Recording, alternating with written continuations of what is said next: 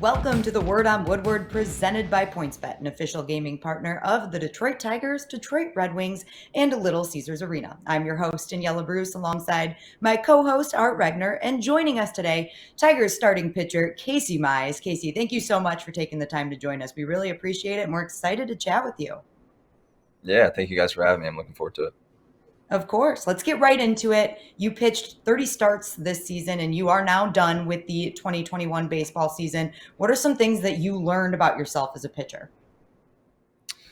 It was definitely a great learning experience. My first full season in the big leagues, I knew it was going to be a pretty rigorous one because I've never made this many starts in a season or thrown this many innings, so I knew it would be a challenge. But I learned that, leaning on the Tigers people and leaning on my routine, led me to be able to make all those starts and, keep my body healthy. So now I know, what an in-season routine, needs to look like for a full season. And it's stuff I've been doing for years, but not now. It's just, I know it works. And so that gives me a lot of confidence. And I learned a lot more about opposing hitters, just learning how to attack certain veteran players, younger players like myself, and just learning different personalities throughout the league can lead to different results, and how I need to approach those guys. So plenty of things I learned, and, I'm looking forward to continue that learning process throughout the offseason and next year. And I wanted to ask you this question because it's really stuck with me. It was early on in the season. I think it was Chris McCoskey of the News asked you had a little bit of a rough outing and asked you where your confidence is or your self-confidence. And you said something, and I should have written it down because when I write your unauthorized biography, I want this to be the title of it, but I'm paraphrasing it, but I want you to elaborate on it because I think it's really, really important. You said something like, I don't base my confidence on my outings or what I do on the field. It's more about who I am. And, I have a much bigger goal than that, which I thought was kind of refreshing, to be honest with you, because you don't live up and down on every start. You're about as balanced an athlete as I've ever seen. Can you talk about that a little bit? Yeah, so basically, like, my goal as a player is to be the most consistent player possible, and I want to be consistent while improving. I want to, I had a good season this year, but I want to eventually become consistently great. And so a lot of things that I rely on to make that happen is I don't get my confidence from the previous outing, or I'm facing a team that I've done good against in my career. That's not where my confidence comes from. My confidence comes from putting in the work on a daily basis and knowing that I did what I need to do when it comes to a routine standpoint, that I know when I go out there, I checked all these boxes and did all these things, and I know that I worked harder than the opponent and I'm more prepared. And so that gives me a lot of confidence, and confidence comes from skill acquisition for me. It's not about, it's not performance based, and I hope that confidence from the skill acquisition and from the preparation will lead to a great performance, because ultimately that's what I'm chasing is good performance so our team can win. But I'm not going to base my confidence on that, or else it can be a really big roller coaster ride throughout the year, because it's not always going to be good ones, And so if I have a bad start, I'm not very confident going into the next one based on that performance, then I'm already starting behind. It's not a good place to be in mentally. For me, it's, I base all of that stuff off of preparation and, preparing for the outing and acquiring skill. So you don't alter that routine then, whether you have a good outing or not, because you have confidence in what you're doing. Is that a fair thing to say? Yeah, 98, 99% of what I do stays the same. Obviously, if something repeatedly goes wrong or I need to fix something, then I will do what I need to do and consult the people I need to consult, whether that's Chris Fetter, our pitching coach, or a strength coach or a trainer, to try to, change that up a little bit to try to improve in a certain area that we see fit. So I definitely don't believe in doing the same thing over and over if it doesn't work. But over the years, I've come up with a routine and a plan that has worked for me, over time. And that I'm pretty, satisfied with and going to stick to. But definitely I'm making minor adjustments throughout even throughout the season or outing to outing basis. But still I'm doing most of the things the same, so that my body feels, prepared as it should, and my mind as well. But then, like I said, making minor adjustments here or there so I can continue to grow as a player. Casey, I'm not sure if you remember this. I'm not that forgettable, obviously, so you probably do remember. But we did our Twitter questions segment at Comerica Park earlier in the season. And one of the questions was, how is your first major league at bat going to go? And you said, absolutely terrible. All I'm thinking is get the bunt down. but your first major league at bat actually ended with an RBI and a nice little bat flip. So I'm convinced Yep. you were practicing the bat flip all along. You knew all about this. I was not actually. I really thought I was going to have to try to get a bunt down, but I did not know I was going to come up with the bases loaded and less than 2 outs and have to drive in, potentially swing the bat and drive in a run. So the bunt was out the window, and I knew, okay, now I got to try to find a way to make contact with this thing and try to get a run in. Luckily, the pitcher didn't throw me any strikes. I took the first one, and I was like, okay, I'm a minimum going to get 4 pitches because he's going to throw me 3 pitches, and I'm going to strike out. So at least I saw 4, and it wasn't 3. And then he threw me ball 2, and I was like, oh wow, 2-0. He's going to throw me a fastball right here. If it's in the zone, do I swing? What do I do? And I look over to AJ, and he's like, take until you get to 2 strikes. And I'm like, yeah. He's like, do not swing that back, Casey. Exactly. He's like, do not swing, just keep taking. And then he walked me, and I chunked the bat back towards the dugout. I was so happy, like definitely not planned. I don't know why it happened, but I just did it, and it went a lot further than I thought it was going to go. But that's all right. I was just having fun with the team, and I got an RBI and had to run the bases a little bit, which was fine. And I didn't love running the bases, but I definitely liked getting the RBI. And it turned out we won 4-3, so I drove in the game-winning run. So that's something I can hang my hat on. But, I'm not really into archery, but I know that you did the old quiver out of the arrow and shot it like towards the dugout. Was that impromptu, or did you have in your mind, if I do something up at the plate, which I'm not, I'm definitely going to do the old arrow thing? Yeah, impromptu again. I think I did not plan to be on base or get a hit or anything like that. So I did not plan for any of that. I thought it would be the exact opposite. So I got to first base and looked back to the dugout, and they were going crazy. And then I did the bow and arrow celebration that our hitters do normally when we hit home runs. But I figured a walk and me getting on first base is probably the closest I'll ever get to hitting a big league homer. So I thought I might as well go ahead and do it. Next time, I think you should swing. I mean, hey, what you got to give it a whirl next time. All right. Anyway, well, back to pitching, your bread and butter. You threw your splitter a lot in college at Auburn, and we haven't seen it as much in the major leagues with the Tigers. You were quoted saying that it's something that you have to work on and you have to be more consistent with. Can you just talk about that, and how exactly do you plan to utilize that pitch more? Yeah, so the splitter, definitely my bread and butter in college and, throughout the early minor leagues. But this year, yeah, and I never really, found that feel for it. And it's just, I said it earlier, it's a tough balance of, I need to compete and win the game, but I also need to potentially work on things and get this pitch, where I need it to, because I know it can help me. So it kind of seemed like a couple times, I would throw a few in the first inning that, maybe 1 or 2 that weren't very good, and I would kind of just forget about it for the rest of the outing, and lean on my other stuff, which, led to some solid outings that way too. And sometimes even in the game plan, it's just, the splitter's not going to be that great of a pitch to majority of their hitters, so I'm just going to stay away from it. So the game plan kind of predicted that sometimes, and then just sometimes I feel for it.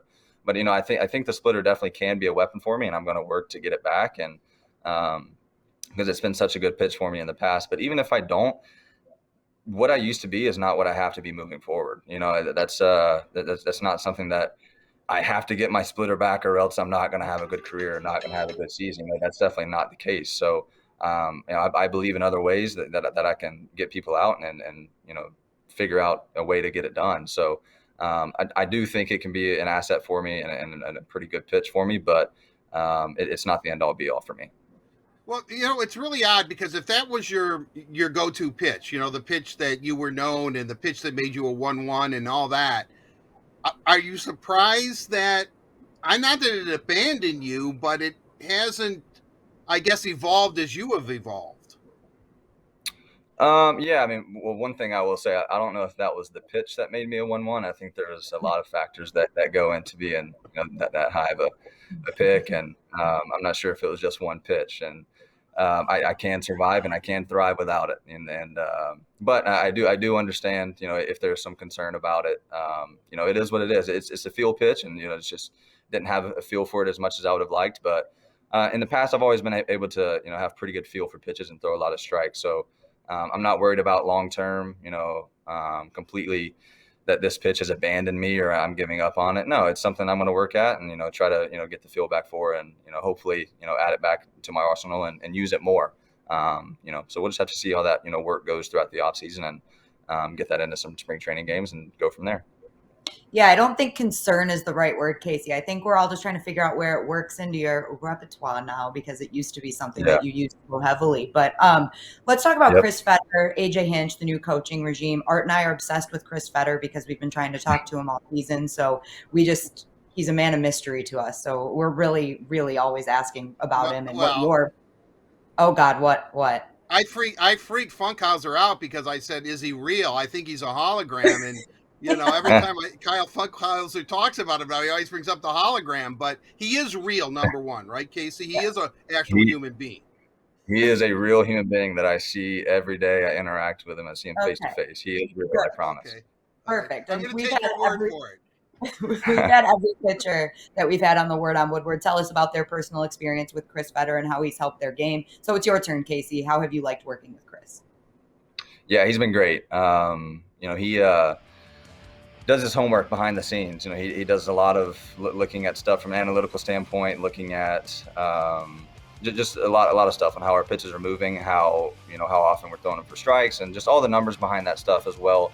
And he can really blend that into what really matters is getting outs. It's the most important thing is results on the field and getting outs. And so he takes all this information, gathers it, and he doesn't put that on us. He doesn't throw that all at us, but he can really just take a little thing here or there. Maybe it's just just one little cue, and he inserts that to us, and so we can take that and apply it, which has really helped us because a lot of guys don't want to be overloaded with information. There's some that do, but most players want somebody else to kind of take that and come up with their own assumption about it and try to help the player in a more simpler way, which I've taken really great to. And he's just small, minor adjustments that can really pay dividends. Like for me, he moved me over from the first base side of the rubber to the third base side. And then after that, I really had, some really quality starts a bunch in a row and kind of set the tone for the rest of the season for me, which seems like a pretty minor thing, but, it really made a huge adjustment. Or when it comes to a certain pitch, or, hey, you're using this pitch too much, and I think you need to use this pitch a little bit more often, especially against this lineup we're about to face. And so there's just all these small things that he applies that, really pay dividends on the field for us that people from the outside may not see, but it really helps our players a ton. One day we'll get him on the show, and then I'll believe you that he actually speaks. Okay. Yeah. But anyway, Casey, now that you are officially in your off season and it is almost the actual off season now, describe what it looks like for you. What do you take any time off, or are you right back to working for next year? Yeah, I mean, I'll take some downtime to decompress. I got a couple of trips planned with my wife and some friends, so we're going to do that.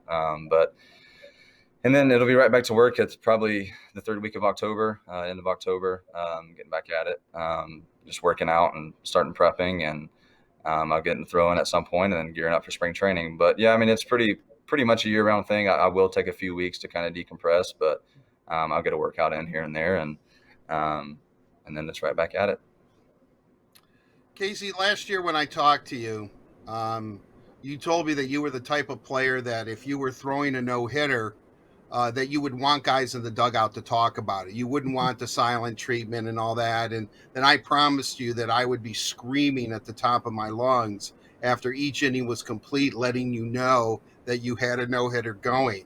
I'm kind of curious, what were you doing when Spencer Turnbull's throwing a no-hitter? Are you in the dugout saying, hey, guys, he's throwing a no-hitter, or are you just kind of like trying to take a cue from everybody else? Yeah, no, I mean, so I'm not a superstitious player when I'm playing. Like, I want people talking to me and keeping the normal thing going. But when I'm like on the bench just watching like everybody else, I'm very superstitious. So like I wasn't talking about it. I was kind of just sitting with the other starters, and we were just talking about God knows what, like we normally do. And then we just kind of like, the 7th, 8th inning rolled around, and we're like, oh my God, like the conversation starts to die down a little bit, and we just kind of get quiet and we're just watching. And he did it, and it was a great moment, obviously for him and Eric and our team. But just for the starters to be able to watch that happen, we were so happy for him and our team. And it definitely was a crazy night that I'll never forget. Well, one of the most enjoyable things of watching a Tiger game, besides when you're pitching or when anybody's pitching, because this pitching staff I know fans are really into, is watching the interaction of you holding court in that dugout. You guys seem like it's like almost, I'm not going to say party time because you're professionals, you want to win and you're focused, but you seem to really be enjoying yourselves in the dugout when you're not starting. What can you tell us? What the heck are you guys doing? I mean, because you're all laughing and it's such a camaraderie. I mean, we all feel like we're missing out. Yeah. I mean, we keep it light in the dugout for sure. I mean, there's tons of topics that we run through, probably some that are repeating. We do talk about the other team and do some game planning. And trust me, we're pretty dialed into the game always. But we do keep it light, and we kind of want to keep the vibes good in the dugout. And so we're always cutting up with each other. Like all the starters and catchers sit with each other and kind of hang out. So I definitely enjoy the time in the dugout with the guys. I think that's one of the reasons I love coming to the field is getting to hang out with those guys during the game because it's fun. I mean, it can be boring. I mean, baseball, these 3.5-hour games, they're really long. So you got to try to entertain yourself somehow. So we do a pretty good job of that. The starters do talking in the dugout. This would be a great mic'd up segment. So we've got to get a mic on starting pitchers that aren't starting that day and see how that goes in the dugout. I'll tell you what, the two guys that I would like mic'd up is Casey, of course, and Todd. I think Casey and Todd together would be hysterical. I mean, I see you guys. Todd is, I mean, he wants to be called Todd the Painter. That's how he is. I mean, but it's Tyler Alexander for those that don't know. But you and Todd look like you could take it out on at least play the Catskills or something. Yeah, he's a different breed, man. That guy, he is hilarious. I tell you, I mean, you guys should not mic him up really for a game because it is awesome. He's so enjoyable to be around. He cracks us up every game. That is noted. I have a lot of questions to ask, and Daniella, and I don't want to. You have one, I have one. So choose your best one. Oh boy, actually, it's two. Okay, Casey, what I want to ask you is this one then. When you made your debut on August 19th against the White Sox, I don't know how, they must have known that you and I have this special bond because I got this email from Topps wanting me to, hey, do you want Casey Mize's debut card? So I wasn't sure what it was, and I did get it. I got 5 of them. I don't know if you've ever seen this. I don't know if you've ever seen this card.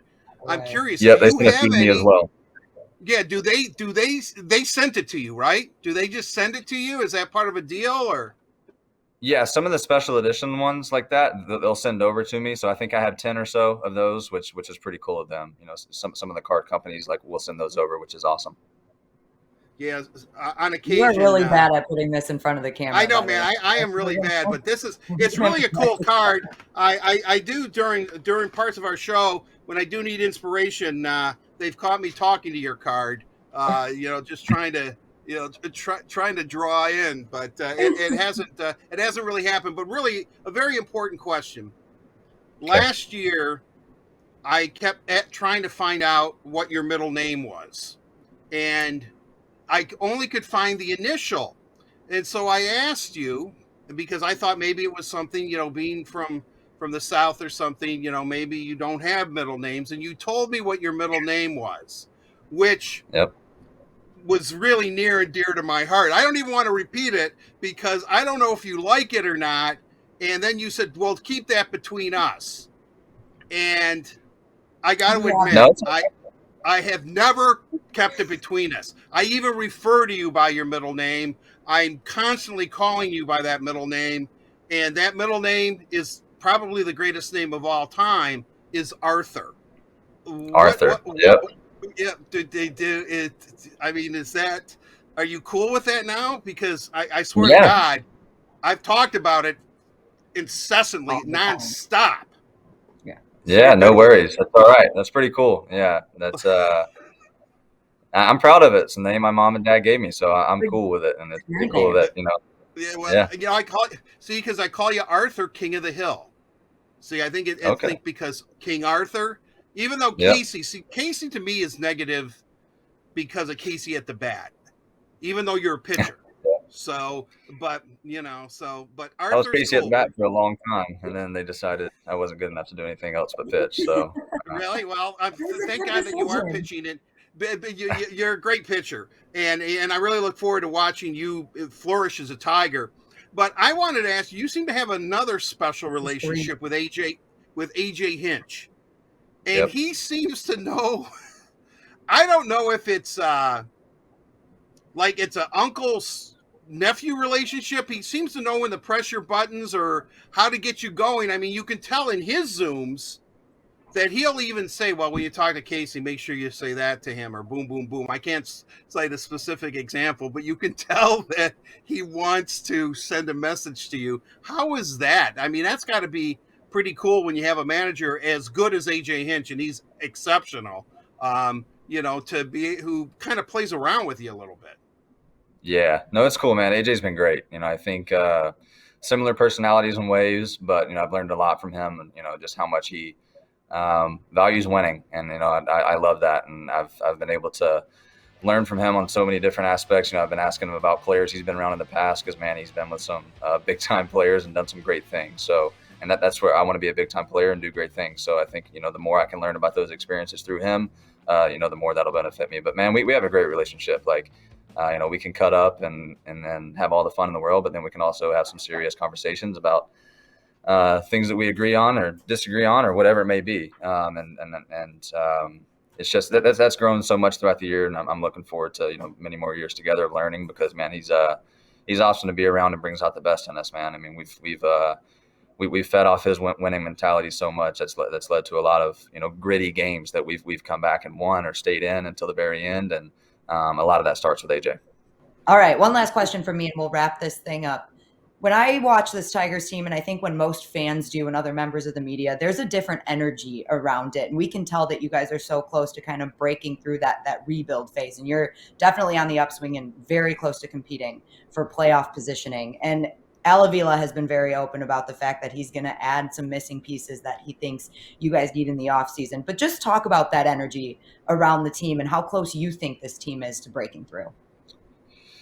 It's been a great energy, man. I mean, it's been a way better culture and clubhouse. I think obviously winning helps that, but you have to create that even prior to winning to get more wins out of your team. So I think spring training was really beneficial for us. AJ came in and kind of laid the foundation for what our culture was going to look like, and he hit the nail on the head. Like, that's what it has looked like, and we've expected to win a lot of games, and we've won more, and so definitely not near as good as we should be, or we're going to be in the next few years, but we're definitely taking steps in the right direction and laying a good foundation for hopefully some good moves are made this offseason to help benefit our club, but maybe even more importantly, our players that are on the team now go into the offseason knowing that, hey, we have a chance to be a really good team next year, so how can I improve and how can I help this team? Because the bulk of the production is going to come from players that are already on this team, and so we have to support the newcomers whenever they come along and